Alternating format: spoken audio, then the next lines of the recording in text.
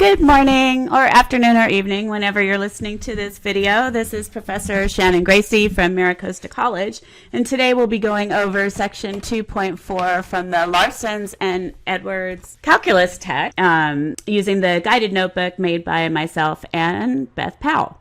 So we'll be examining what happens when we differentiate a composite function. And, there's a lot of stuff that needs to go on. So basically, what you need to make sure of is you have pretty much mastered the basic rules for derivatives, meaning the basic formulas from 2.2, and then the product and quotient rules from section 2.3. All right? So let's get started. This guy here, all right, the chain rule, basically, to make sense of this, I thought we could start with a bit of a visual. So if we go here and get our calculators out, and let's just start with something. Let's start with something that's pretty basic that we can visualize. So if we take a look at something along the lines of, I don't know, maybe the square root of x. The square root of x. Now, and we're also going to do its derivative function. So the derivative graph is going to look something like this. Let's make sure, let's go to, I think if we go to Zoom Standard will be good.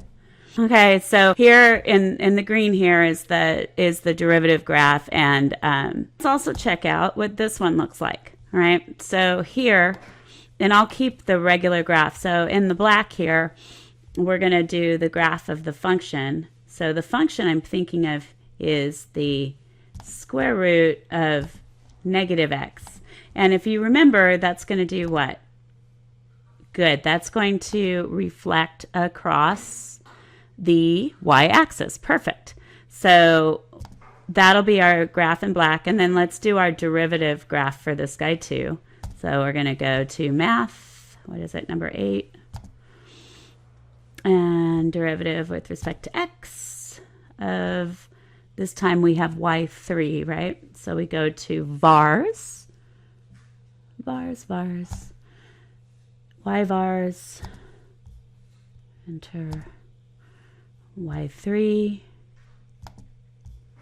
enter, and then we want to go to x is x. Okay, perfect. So now we're going to graph these three. So look what happens. What was the change in those graphs? So we basically reflected across this line. So actually, it might be kind of groovy to have that first graph go. So we're gonna go here. We're gonna have each graph with their corresponding derivative functions graphed. So we'll have 4 of them. So that's root x. That's its derivative. This is root negative x, and that's its derivative. So let's also change our window a little because our y values don't need to be so large or extreme. So this one, let's just do 5, and then this guy could be at -1. No, we'll do -5. Okay, and graph. There we go. Those look pretty. Groovy, groovy. All right, so here we go. We've got all this going on. So here we have our original graphs. So I'm going to copy this, and then we can talk about them.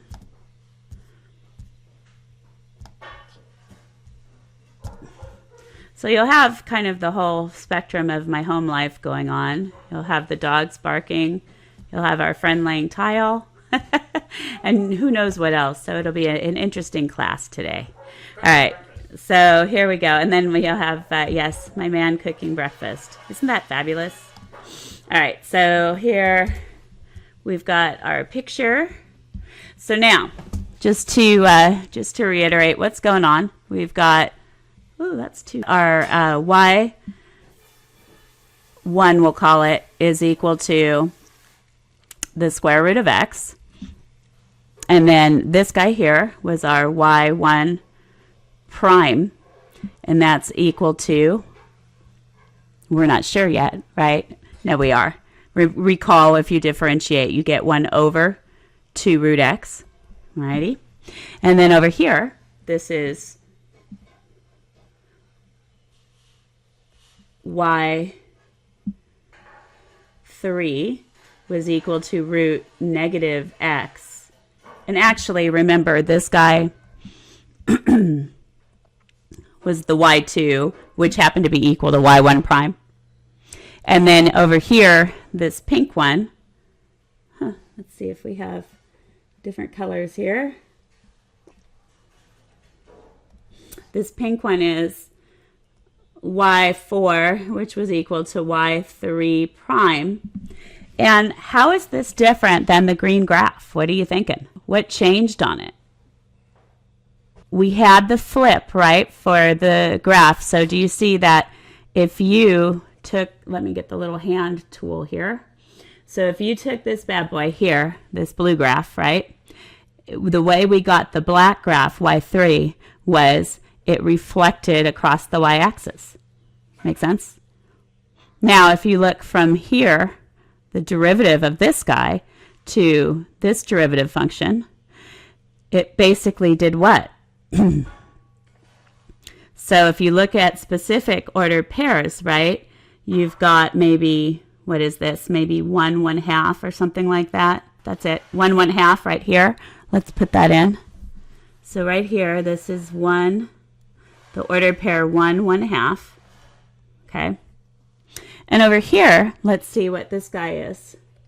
This guy looks to be, so at -1, we're at -1/2. What would happen if we took a look at y1 prime, the green graph, and if we multiplied it by -1, what do you think would happen? Is that the switch that occurred? Well, let's check it out. So here, going back to our grid, our graphing calculator, we'll really get this one messed up. Let's do this. I'm going to go to our y equals.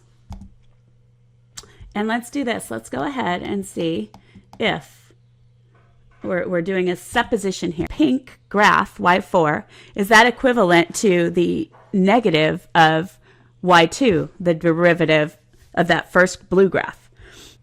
Let's do it. This would be negative, and then I'm just going to say y2. So negative y2, we have vars, y vars function, and then y2. And let's graph that bad boy. That's in the orange. Well, I guess it's not an orange. So, and why did I think of that? Well, that's the derivative of negative x. But did it quite do it? No. What do I have to do to get that to exactly be the pink graph? Good. If you take this here, and if you basically revise this, and instead of doing the var right there, let's delete that bad boy. Let's do this. We're going to do the negative because that got it, you know, below the x-axis like we wanted. And we know that the derivative of the square root of something is 1 over 2 times that root of something. So let's set that up.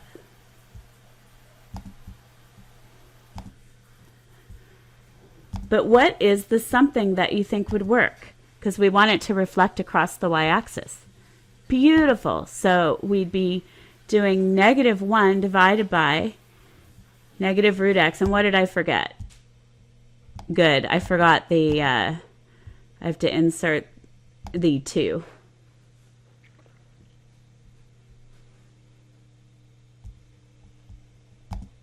There we go. Please.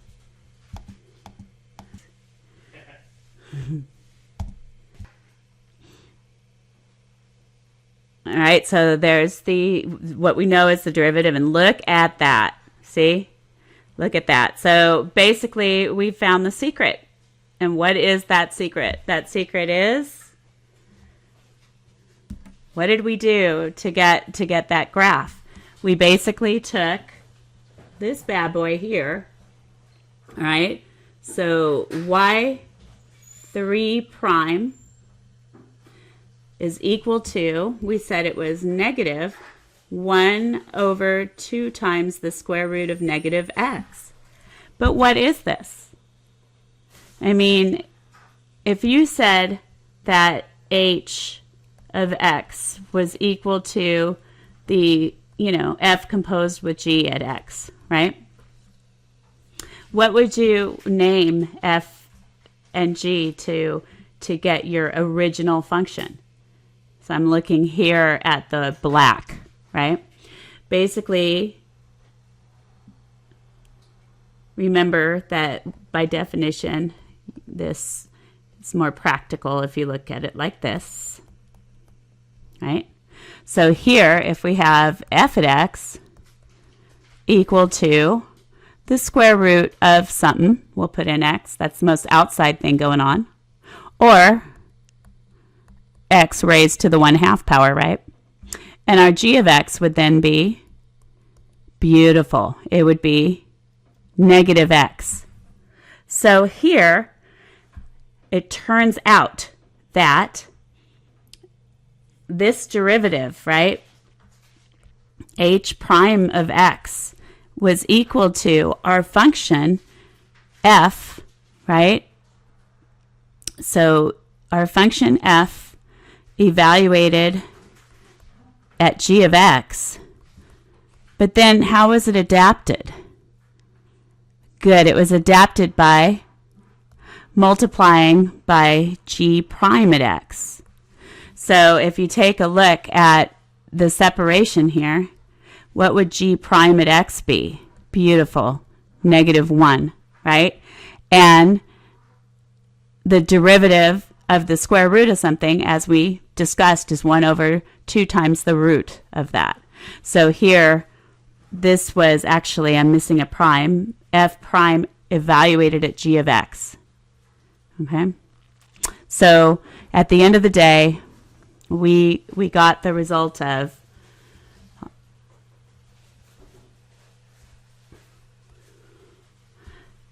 h prime of x was equal to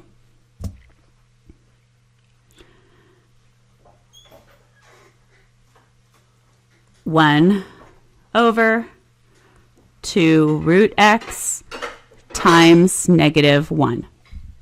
So this is what this whole definition is saying.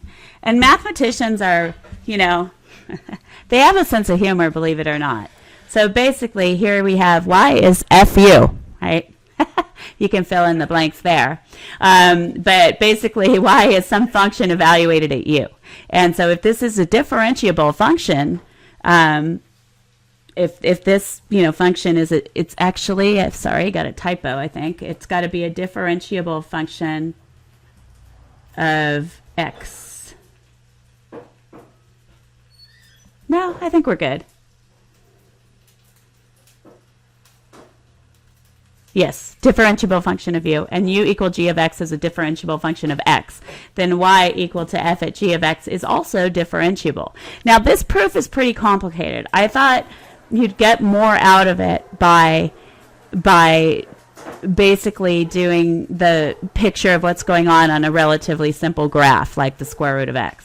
So here, there's different ways a person can go about this.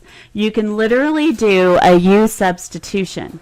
And, some people see it quite well looking at it this way. But what a person could do is this. You can literally, did I leave space? Okay. You can literally say, if we look at this dy dx, right? Basically, if you look here at dividing, do you see that these du's could literally be divided out? I'll go ahead and highlight them. You see the du's here? So all they've done with this dy dx is they've messed it up, they've complicated it like all us math weirdos do, and we've basically made it where we can break it down into these little parts. And you do this actually works for all functions, but it's made to figure out how to differentiate the composite functions. All right, so here we go. Basically, we've expanded this so that dy dx is equivalent to d du of y times d dx of u. So it's the reason it's called the chain rule is there's all these little like chain links. But the trick is you have to keep your inside function in the first derivative, right, of the most outside function. And you take care of that inside function on the next link of the chain. All right, so let's take a look at some examples to get going on this. All right, so what I've done here is I've done our kind of old way and new way. So the old way of doing this would be what? We would say, good, we would expand this. So I don't know if you remember, but using Pascal's triangle, this would be, equivalent to y is equal to 2 plus negative x, the quantity cubed. So it would be 1 times 2 cubed times negative x to the 0 plus 3 times 2 squared times negative x to the 1 plus 3 times 2 to the 1 times negative x to the square plus 1 times 2 to the 0 times negative x cubed. So then y, we're still working on the original function, is equal to 8. And then I think we'll have a negative sign. 4 times 3 is 12, so minus 12 x's. This one will be plus 6x squared. And then this next guy will be minus x cubed. And then finally, differentiating both sides with respect to x. I'm going to be going a little bit faster. So like I said, I hope you really got those prerequisite skills down. We'll end up with dy dx is equal to, good, 0 minus 12 plus 12x's minus 3x squared, which of course is equal to,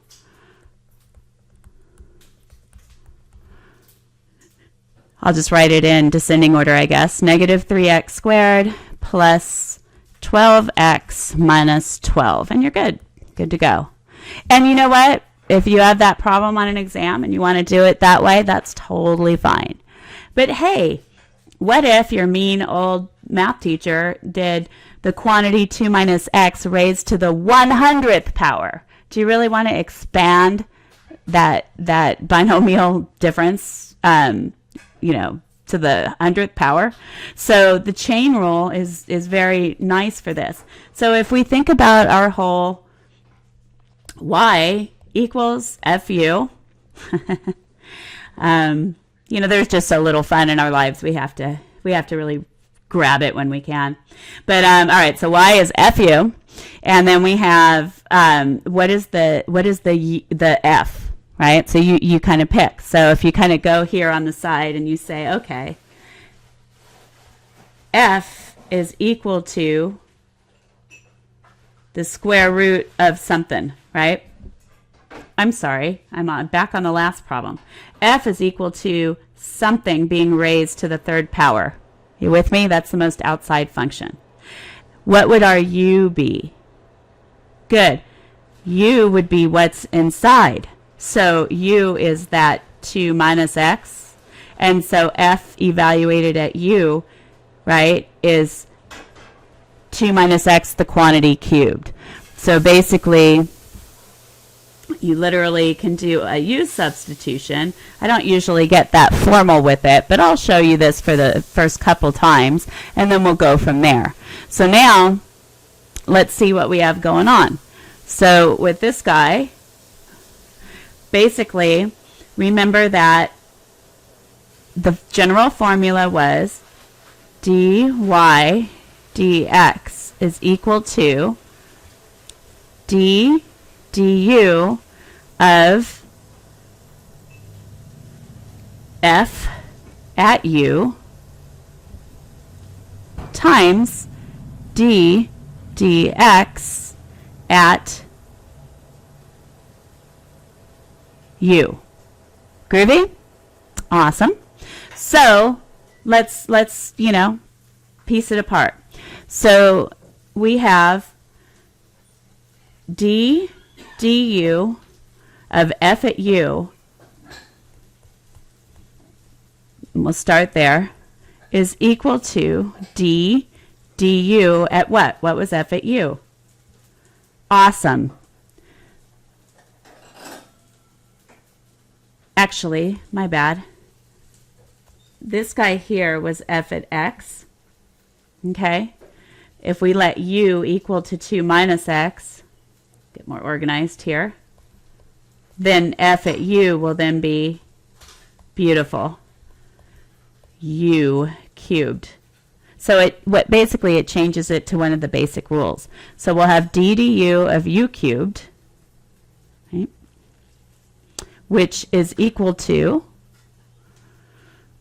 good, just using our power rule, we'll have 3 times u to the 2 minus 1, right, or 3 minus 1, which is 2. Awesome, 3u squared. Now, let's go on to the other part. So what is our d dx of u? Well, that's going to be d dx of 2 minus x, right? Because wasn't that what our u was? Right? So u is 2 minus x. So now that derivative is going to be equal to, good, 0 minus 1, which is just negative 1. So putting it all together, what do we have? We have dy dx is equal to our d du of the f at u times d dx at u. So, this first guy, and that was the second guy. So dy dx then, d du at f at u was what? Beautiful, 3u squared. And then we'll multiply that to d dx at u, which we said was negative 1. But did we want this in terms of u or in terms of x? Good, x. So at the end of the day, dy dx is equal to, I'll put the negative in front, and then actually the negative 3 in front. And then we'll have, good, 2 minus x, the quantity squared. So just to kind of match some stuff up, d du of f at u was this 3u squared from our work on the left. And then we had d dx of u was negative 1, again, from our work on the left. But u was 2 minus x. Whoops. So, basically,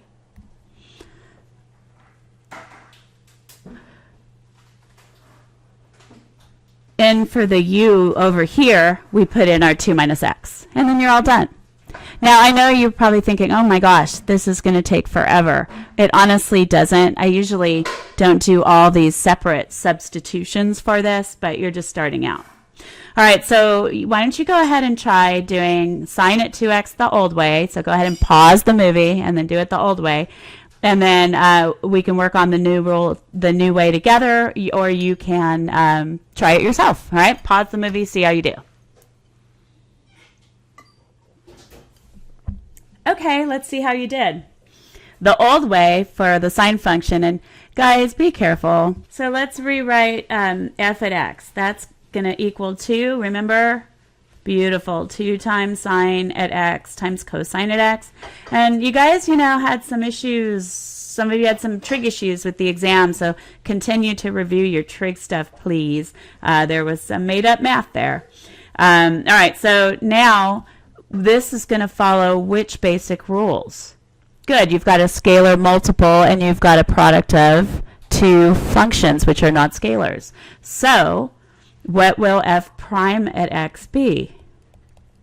We can bring the scalar out, right? So basically, you know, we have to differentiate both sides with respect to x. We can bring out that scalar. And then product means product rule, right? So d dx of sine at x times cosine at x is going to give us f prime at x will equal to 2 times d dx of sine at x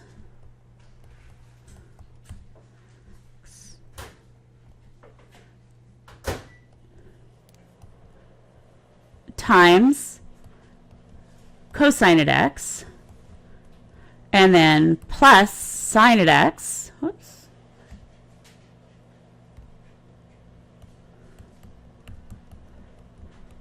times d dx at cosine at x.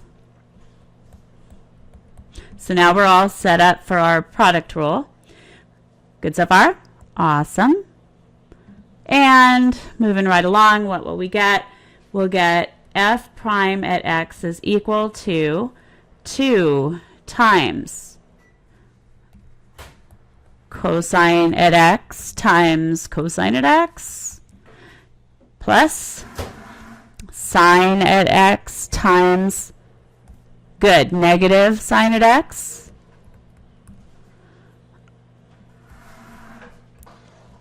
which gives us 2 times cosine squared at x minus sine squared at x. And isn't that equal to something interesting? You got it. Very good. F prime of x is equal to 2 times cosine at 2x. All right? How'd you do? Great. I knew you could do it. Okay. So now, utilizing our new rule, this chain rule business. So we have, you know, the whole y equals f at u. Okay. So what was f at x? Sine at 2x, correct? So u would equal to, beautiful, 2x. And then f at u is just going to be, great, sine at u.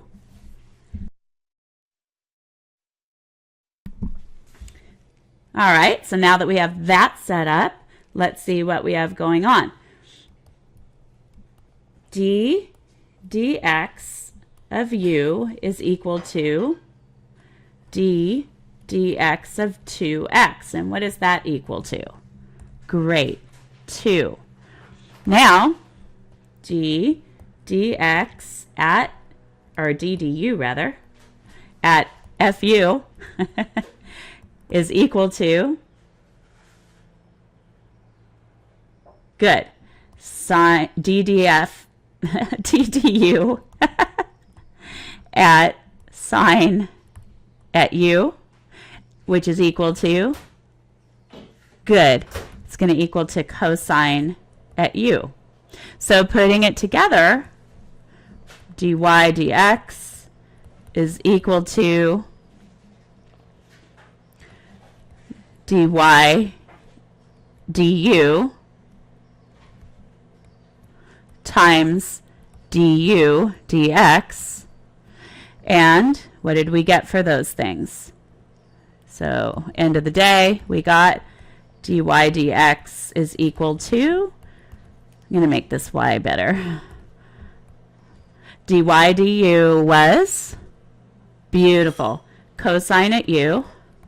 And du dx was equal to, it was du dx, it's that first one. I just wrote it a little different over there. It was equal to 2. So, end of the day, dy dx is equal to 2 times cosine at 2x. Isn't that groovy? All right, so this is what matched up. Our dy du was cosine at u. Our, not wrong color. Our du dx was 2. And then this is our u here was replaced with the 2x. And then you got your end result. Okay? Now, and if you want to set things up like that, that is totally fine. I typically, tend to go a little quicker as time goes on. So you can see how I'm doing some of the more complicated ones, and you can see if you like it. You can always go back to identifying all those pieces. All right, so here we go. The next several problems, again, we've got old way, we've got chain rule, and then we're going to learn about something called the general power rule. The whole evil plan for part C is that we have this, thank you.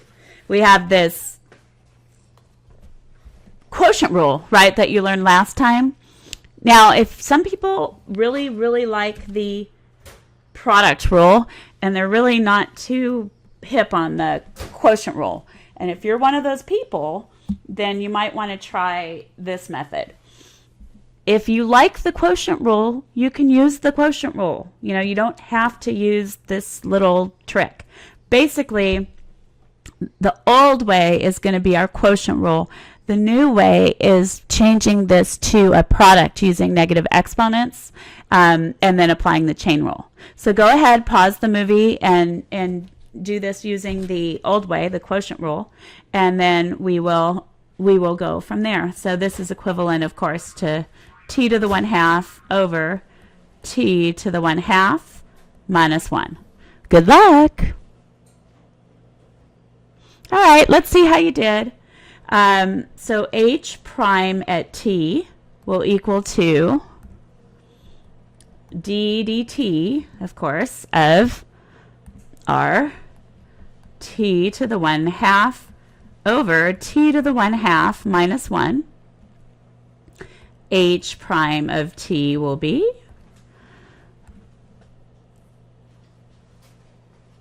d dt of the numerator, t to the 1/2, times the denominator unchanged, t to the 1/2 minus 1, minus the numerator, t to the 1/2, times the derivative of the denominator, which is d dt of t to the 1/2 minus 1, all over the denominator squared. So t to the 1/2 minus 1, the quantity squared. H prime of t, so continuing, will be, so the derivative with respect to t of t to the 1/2 is what? Good. It is 1/2 t to the negative 1/2. That will be multiplied to t to the 1/2 minus 1. And then minus t to the 1/2 times, there'll be, again, 1/2 t to the negative 1/2. And then remember, this will just be minus 0. All over t to the 1/2 minus 1, the quantity squared. Continuing, h prime of t will be, so on this one, I think I'm just going to multiply through that first quantity and then see if I've got some like terms. So we're going to have 1/2 t to the negative 1/2 plus 1/2. When you multiply, you add exponents, minus 1/2 t to the negative 1/2, and then minus 1/2 t to the 1/2 plus negative 1/2, and then the 0 goes away, and this is all over t to the 1/2 minus 1, the quantity squared. So just so you can match things up in case your algebra is a little rusty, this here is equivalent to this. Okay, so far? All right, and then the other one, of course, is here.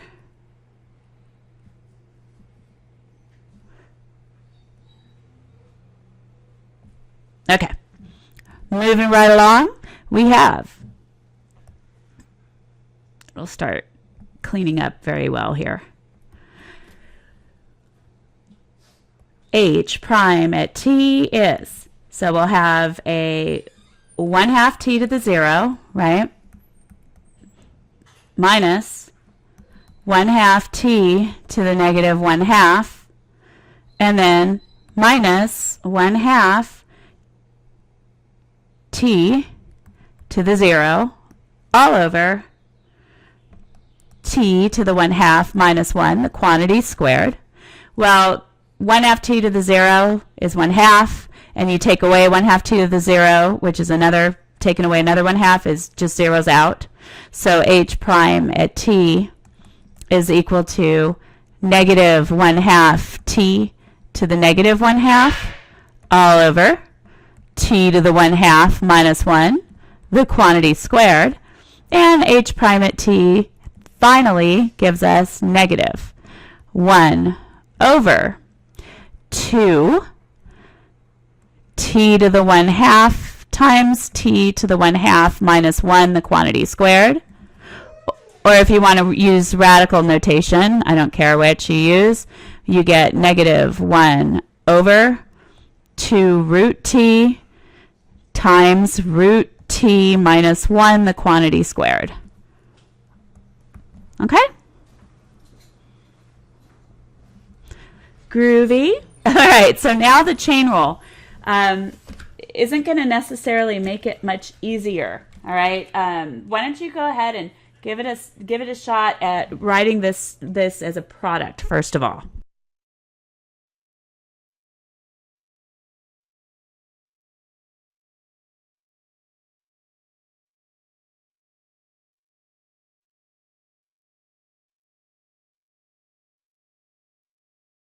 Okay, so recall that we had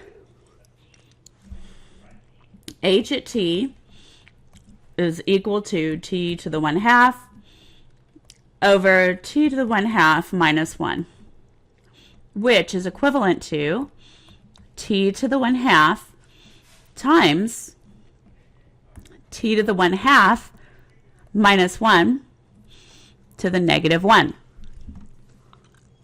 Good so far? Awesome. So h prime at t is just going to be the product rule, but within that product rule, we're going to have, so remember if we do, d dt to both sides, and I'm using it on this guy, the equivalent relationship here, I will get h prime at t on the left, and then that'll end up being d dt of that first term, t to the 1/2, times t to the 1/2 minus 1 to the negative 1, plus t to the 1/2 times d dt of t to the 1/2 minus 1 to the negative 1. So within that, you've got to use your chain rule. So here we go. H prime at t is, so this derivative, remember, is going to be 1/2 t to the negative 1/2.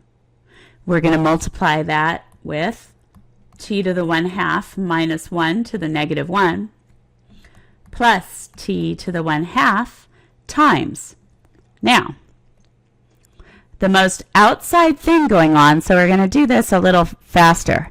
The most outside thing going on is something's being raised to the good, the negative 1.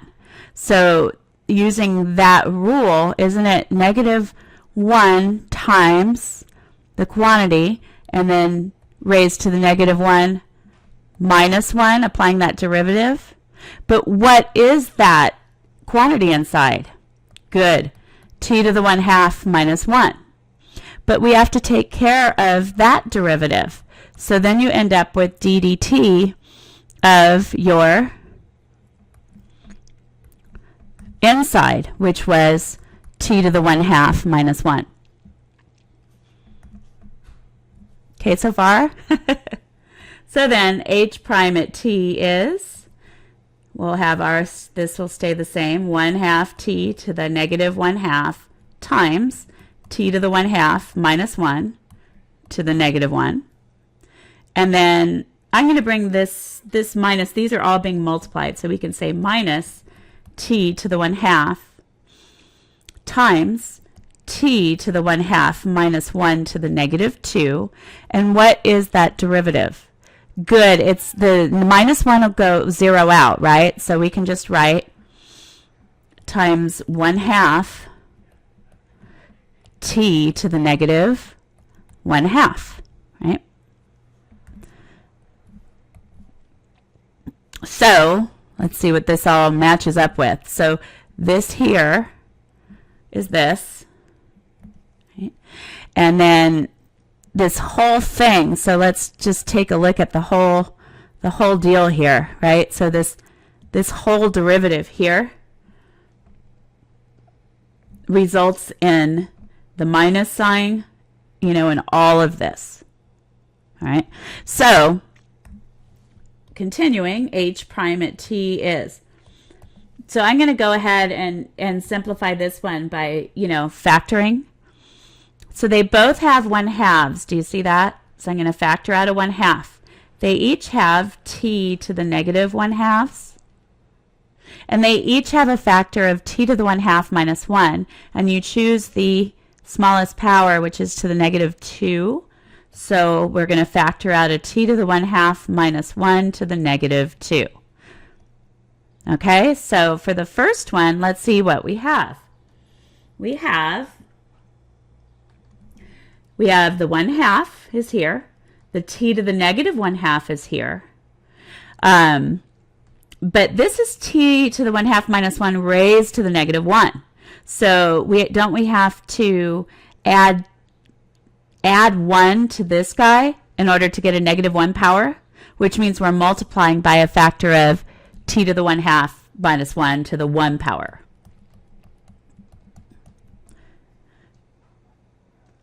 And that's to the 1. I won't write that in. All right, secondly, we need that t to the positive 1/2. So we have the minus sign, the t to the positive 1/2, and then let's see if we're missing anything else. Nope, we've got the t to the 1/2 minus 1 to the negative 2, and we've got the 1/2 t to the negative 1/2. So that's good. Now, do you see the t to the 1/2s are going to 0 out? So h prime at t will end up being 1/2 t to the negative 1/2 times t to the 1/2 minus 1 to the negative 2. And then we will have simply times negative 1. Isn't that crazy? So h prime at t is, drum roll please, negative 1 over 2 t to the 1/2 times t to the 1/2 minus 1, the quantity squared. And hopefully that's what we ended up over here. Yep, we did indeed. Okay, and then of course, or you could write in radical notation, h prime of t is negative 1 over 2 root t times root t minus 1 to the square.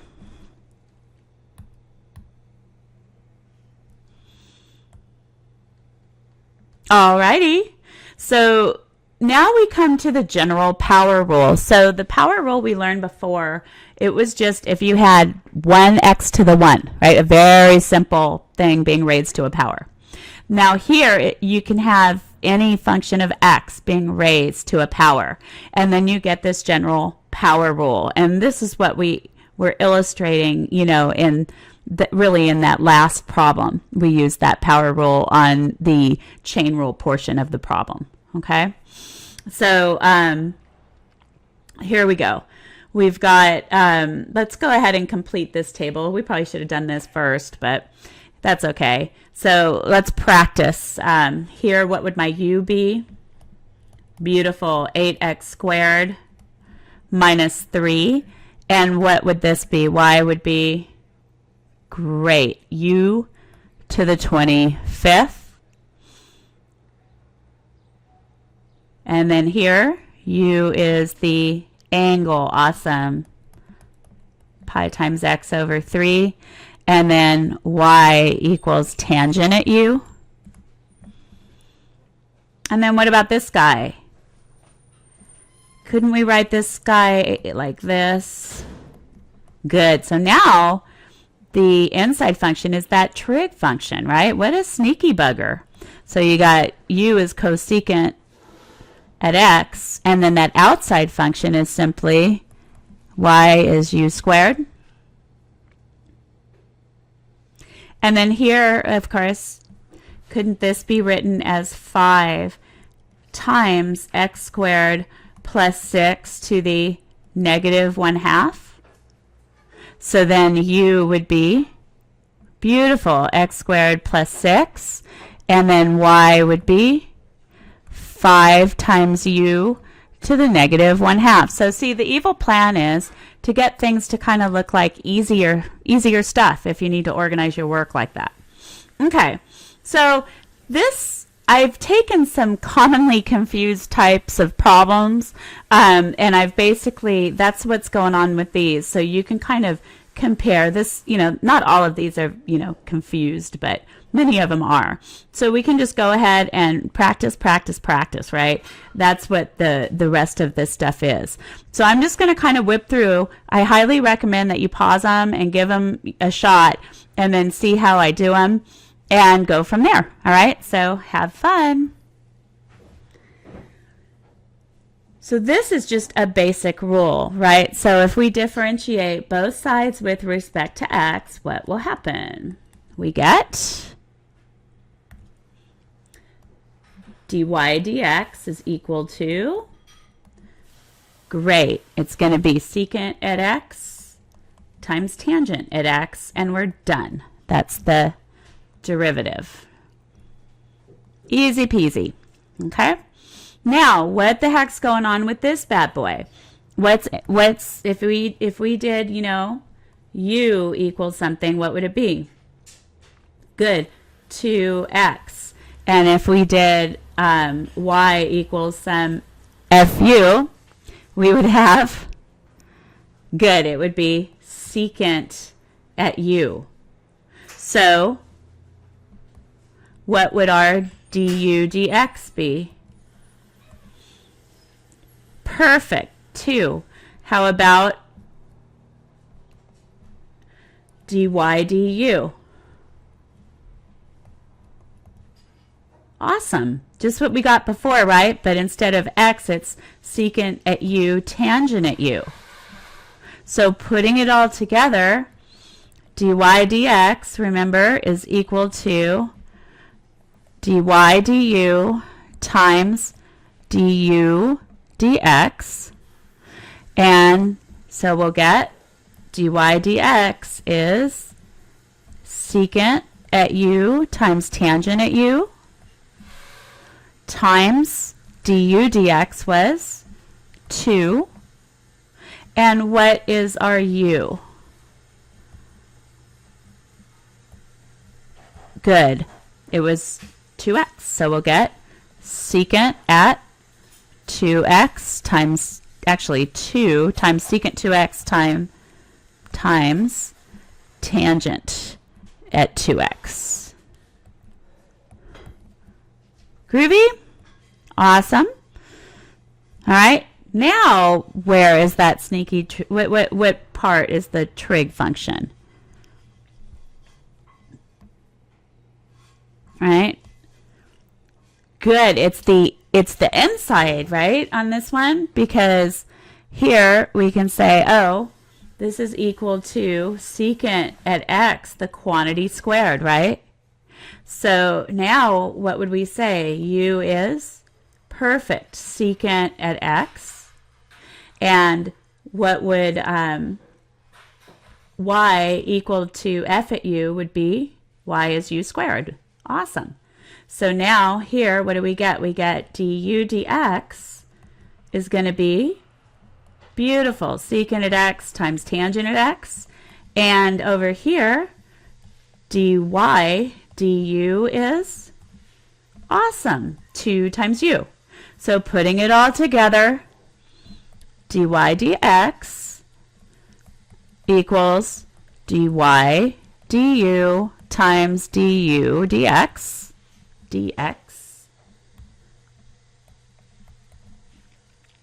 So we get dy dx is dy du, what did we get? 2 times u. And then du dx we got secant at x times tangent at x. Right? And then substituting in dy dx will be 2, and our u was secant at x times secant at x times tangent at x, which will give us an end result of what?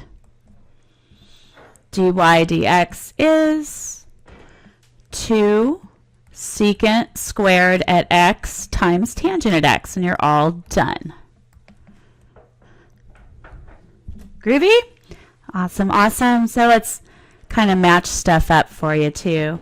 The dy du was our 2u, and on the last one, our dy du was the secant at u tangent at u.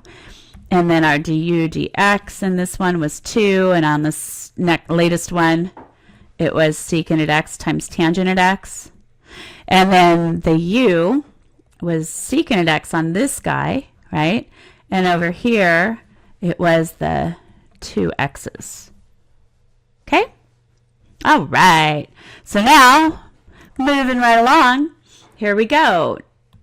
Now remember all those little, rules, right? And how trig stuff's written. If you see the power right there without parentheses around the secant at x, it means what? Good, that the angle is being raised to that power. So in this case, what would u be? Beautiful. X squared. And y equal to f at u would be secant at u. So du dx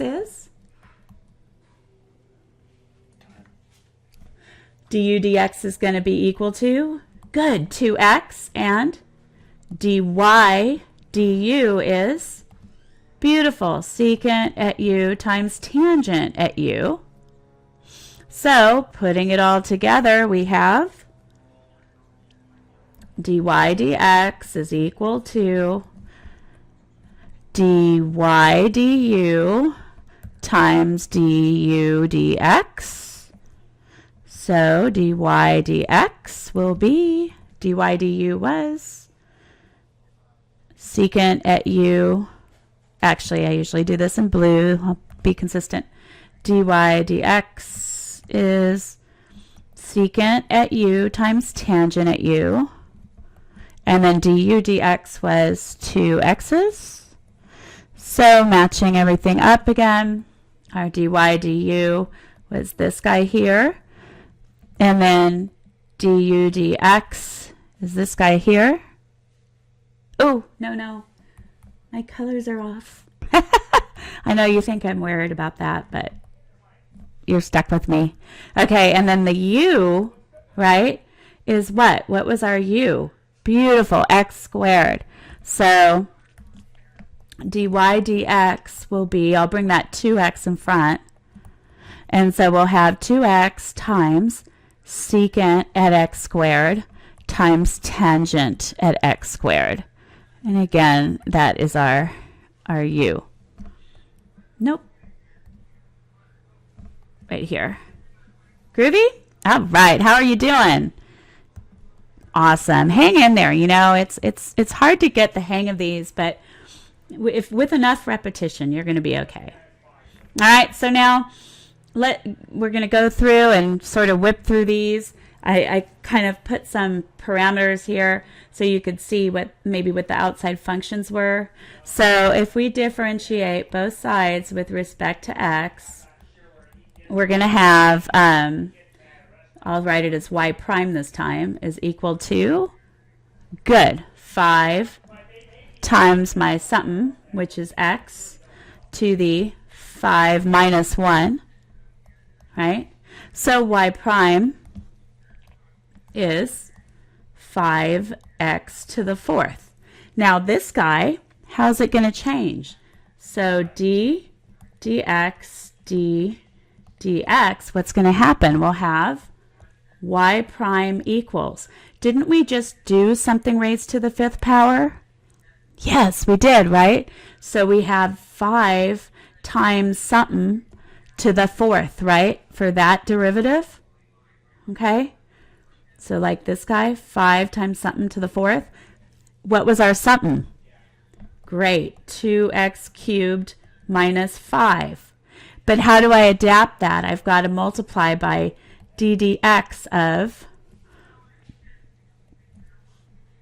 the inside, which was 2x cubed minus 5.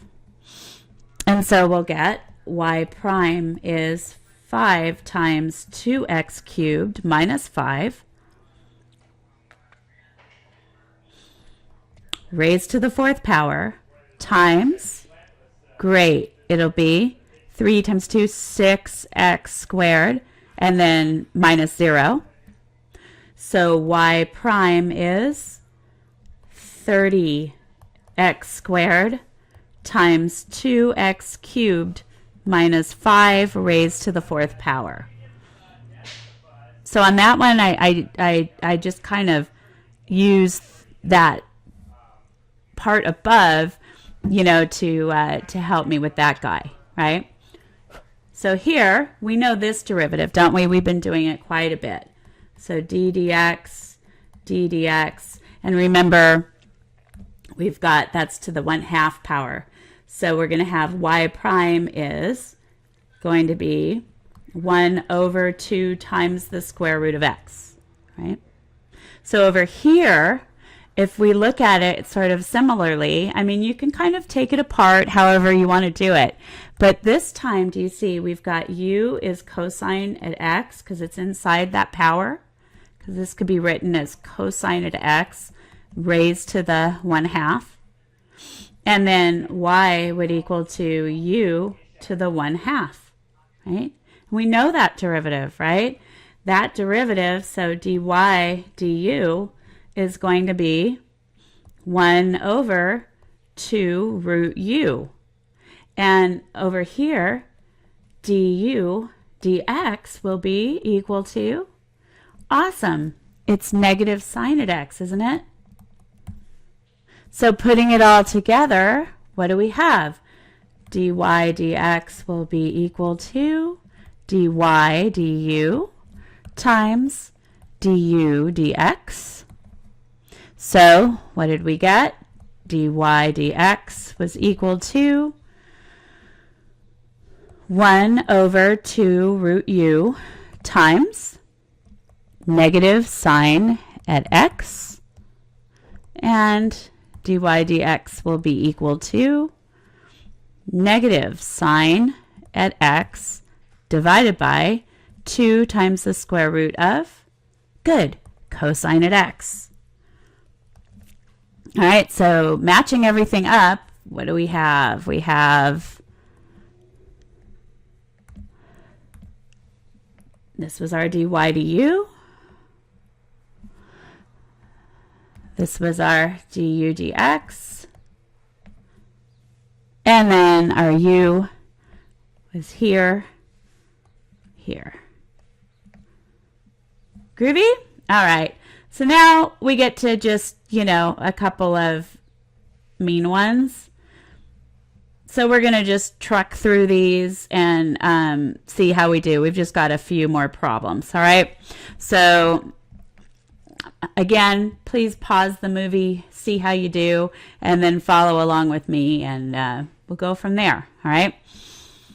Here we go. I'm going to go a little faster on these, okay? So you might need to rewind and watch.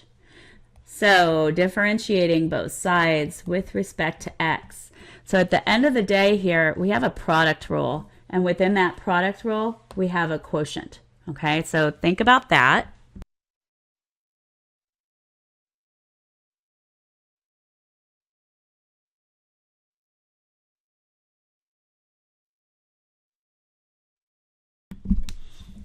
Okay, so now, again, we're going to have dx of the first one times the second plus the first times the derivative of the second, which will involve a chain rule.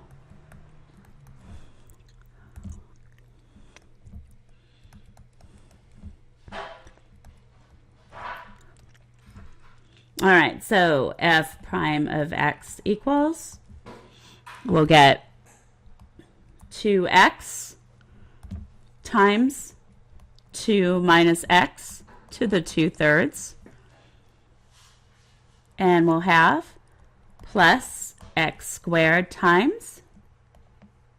Now, we're going to do this derivative super fast. Ready?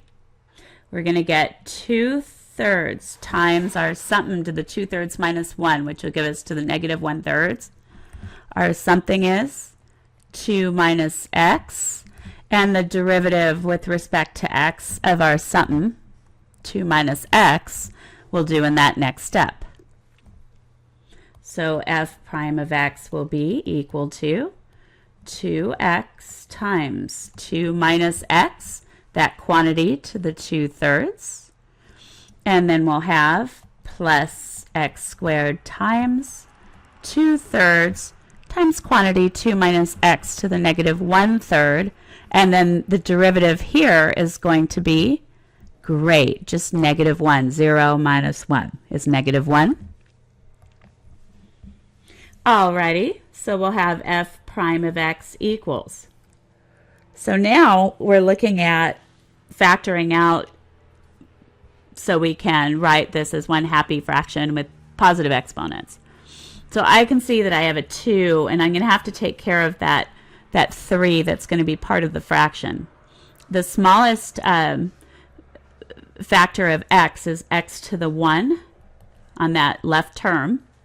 And then the smallest factor of 2 minus x, or power of the factor 2 minus x, is to that negative 1/3. So that's what I'm factoring out. So on this other one, the first term, what am I missing for the constant? Good, I need to have a 3 there to adapt for that 3 in the denominator.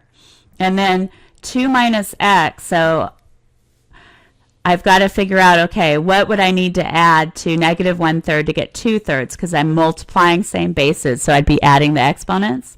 And that one would be just 3/3, which is 1, right? So now we're good on that one.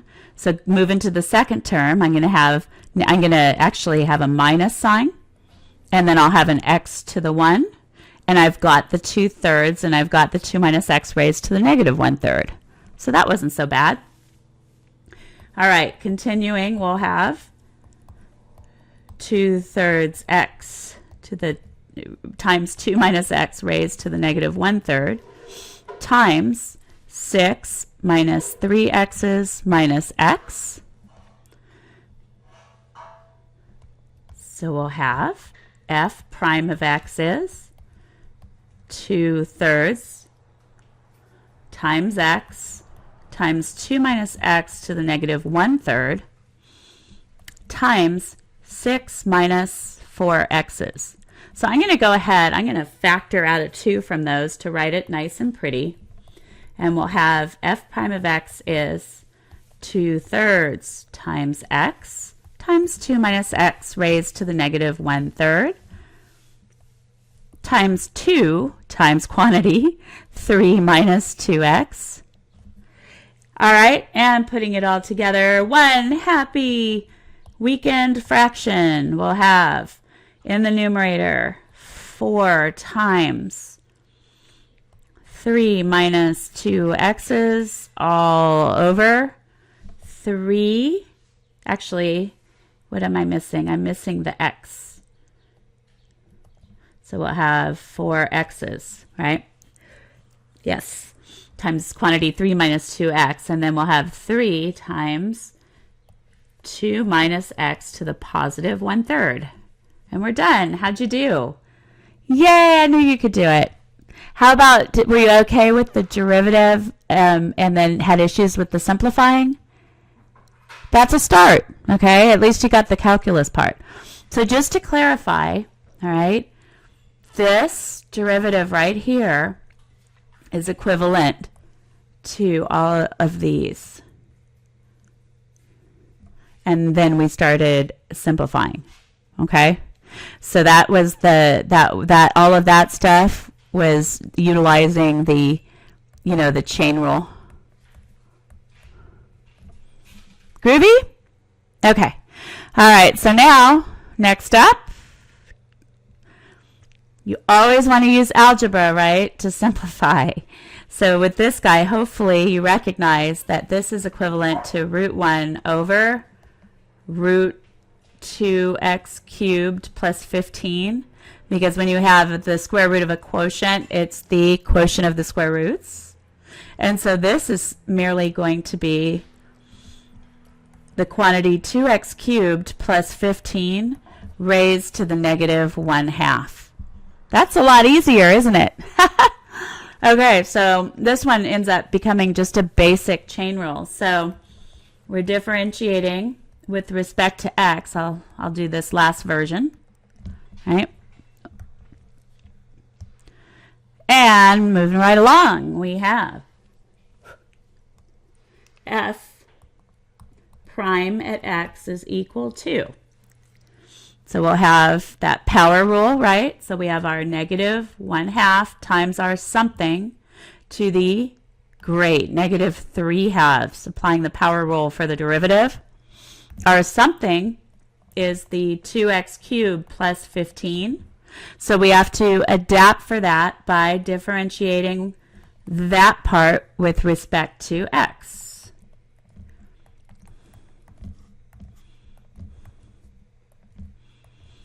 Good so far? Great.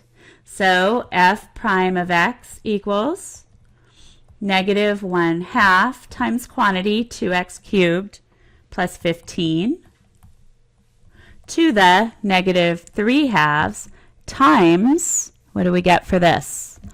Great, we're going to get 6x squared plus 0, right? I didn't need that much room. So now f prime of x will be, so negative 1/2 times 6x squared will give us negative, actually we'll write this as our happy fraction. We're going to get negative 3x squared over 2x cubed plus 15 raised to the positive 3/2. And you're all done. How'd that one go? Great. Okay, next up. This one's a little mean. I love problems like this. Aren't you glad you signed up to have me as a teacher? Okay. First off, rewriting it a little bit, you can write this product as x times the quantity sine at 4x, that quantity squared. So how much is going on that second factor? Wow, we've got like 3 nested functions, right? Or two nested functions in one big one. So let's check it out. Differentiating both sides with respect to x. Again, our most basic thing going on is we have that product rule, right? So we'll get h prime at x equals. So we'll take care of the product portion of it before we delve into the chain rule. So d dx of x times sine at 4x, that quantity squared, plus x times d dx of sine at 4x, that quantity squared. So if we kind of do a little, it might be worth it to do a little side work on this guy. So basically, we have a lot going on here. We have, well, you know what? If we do too many letters, I think you'll get a little messed up. We'll just kind of truck along doing what we were doing. So h prime of x is, so this first derivative is just 1. And then we'll have times, you know, sine at 4x, the quantity squared, plus x times. So the most outside thing going on is something being squared, right? So you're going to have 2 times something to the 2 minus 1, which is 1. What is our something? Great. It is sine at 4x. Good so far? Now, we're going to have to adapt for that by differentiating with respect to x of sine at 4x, which is itself a composite function, right? So I'll do that in the next line. So we'll have h prime of x equals sine at 4x, the quantity squared, plus x times 2 sine at 4x. And then we'll have cosine at something. What's our something? Beautiful, 4x. We still haven't taken care of that one, right? So we have to take care of that derivative. So we'll multiply d dx of, great, of 4x.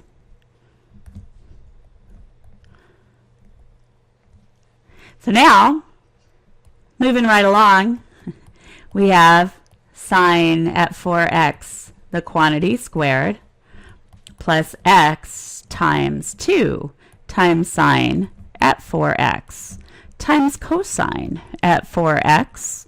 And then this derivative is going to be perfect. 4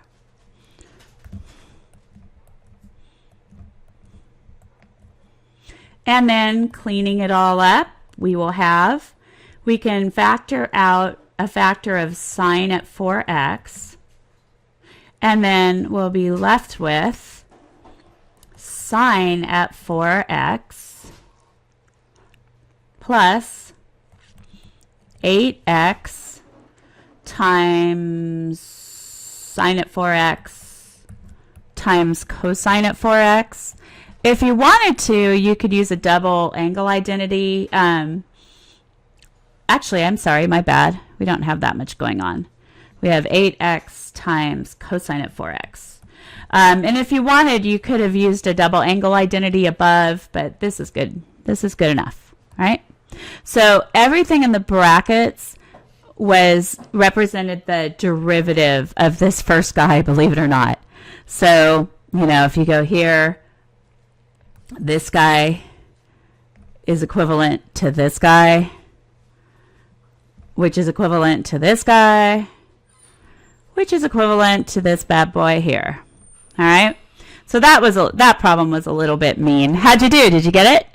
Yay. Okay. So now let's look at just, an application, finding the equation of the tangent line when t is 1 for this function here. So differentiating both sides with respect to t, we will have s prime at t equals, so we'll have this 2/3 times our something to the negative 1/3. I think we had one like that before. Our something was 9 minus t squared. We've got to take care of the derivative of that guy.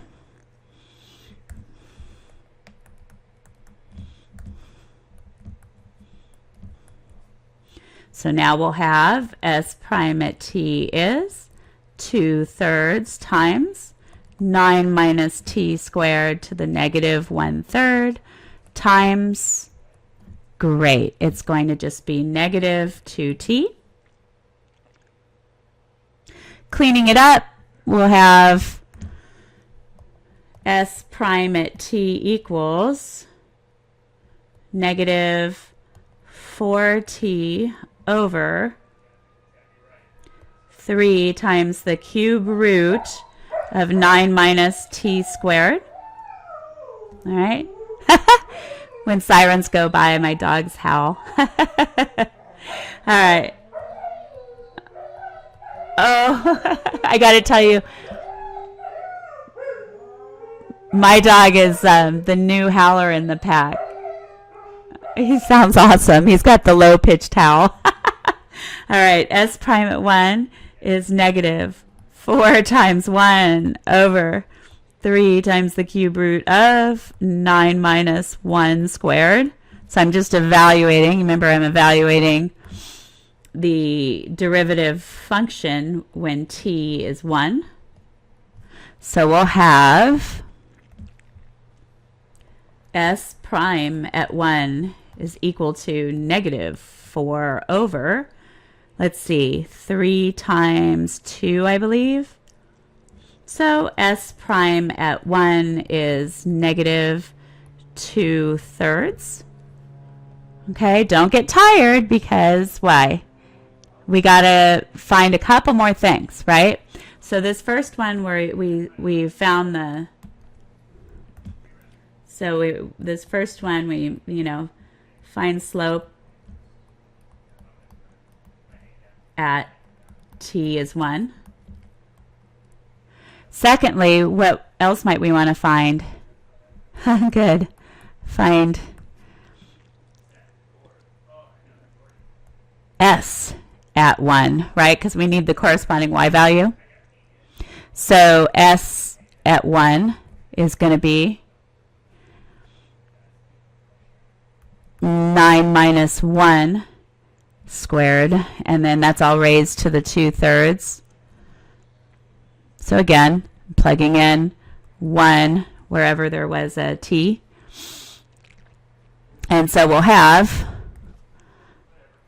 S at 1 is, so that would be 8 to the 2/3. So that's the cube root of 8, and then the result squared. So S at 1 is going to be 4. So we have the ordered pair.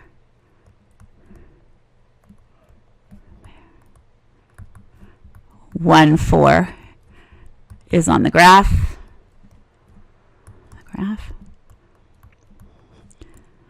Of S and of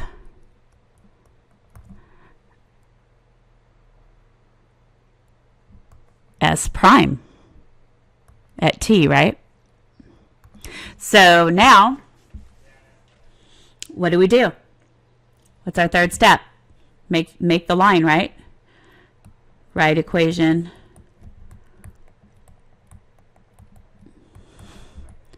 of the line tangent